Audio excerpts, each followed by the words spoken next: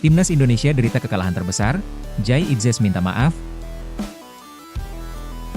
Media Jepang sebut Beckham Putra bisa imbangi Takefusa Kubo di laga Timnas Indonesia versus Jepang.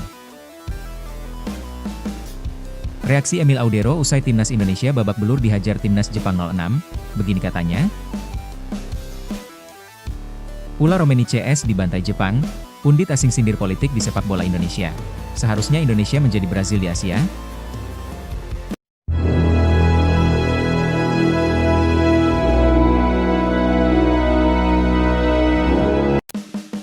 Timnas Indonesia derita kekalahan terbesar, Jai Idzes minta maaf. Timnas Indonesia harus menelan kekalahan telak ketika bertamu ke kandang Jepang. Duel tersebut terlaksana di Stadion Suita, Jepang pada Selasa, 10 Juni 2025. Ini merupakan laga terakhir putaran ketiga grup C kualifikasi Piala Dunia 2026 zona Asia. Sayang, Timnas Indonesia gagal menutup perjuangannya di putaran ketiga dengan manis. Tim asuhan Patrick Kluivert justru harus terbantai oleh Jepang dengan skor telak 0-6. Ini sekaligus menjadi kekalahan terbesar yang diderita Timnas Indonesia selama putaran ketiga. Sementara itu, Jai Idzes langsung meminta maaf atas hasil memalukan ini. Pemain yang juga menjabat sebagai kapten tim itu menilai timnya seharusnya bisa tampil lebih baik. Saya ingin meminta maaf kepada seluruh negeri Indonesia.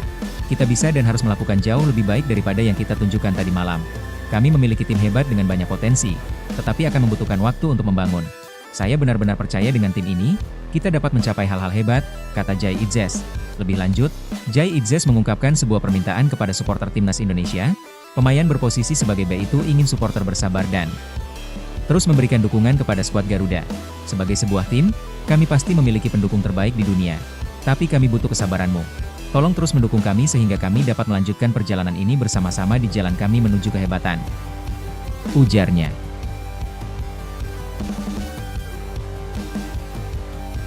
Media Jepang sebut Beckham Putra bisa imbangi Takefusa Kubo di laga Timnas Indonesia versus Jepang.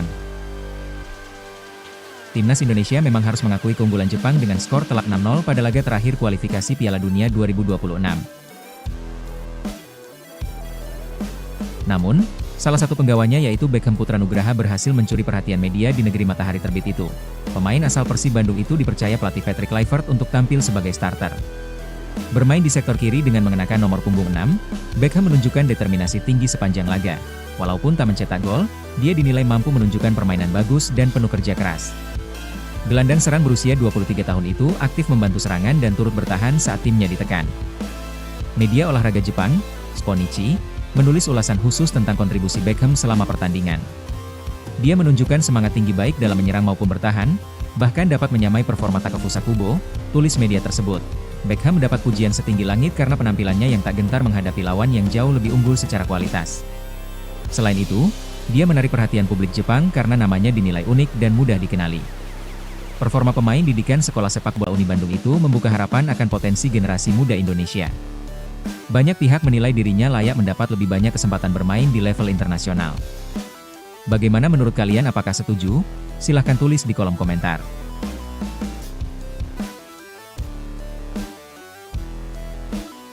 Reaksi Emil Audero usai Timnas Indonesia babak belur dihajar Timnas Jepang 06, begini katanya.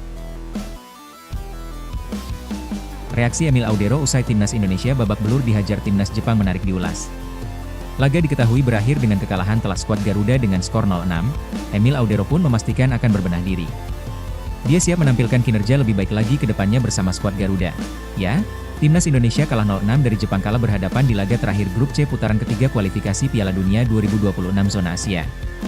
Laga itu digelar di Stadion Panasonic, Suita, Osaka, pada 10 Juni 2025.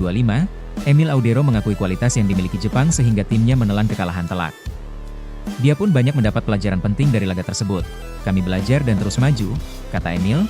Dilansir dari laman Instagram pribadinya, Emil memberi apresiasi untuk supporter Timnas Indonesia yang telah hadir dalam laga tandang itu.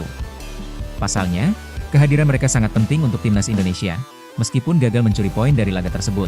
Terima kasih atas dukungan luar biasa yang diberikan. Sampai jumpa, ujar Emil. Perjuangan Timnas Indonesia berlanjut ke putaran keempat kualifikasi Piala Dunia 2026.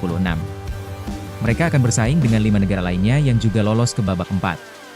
Total, ada 2 tiket ke Piala Dunia 2026 yang akan diperebutkan di babak ini. Mari kita doakan agar Indonesia lolos Piala Dunia 2026 di kolom komentar.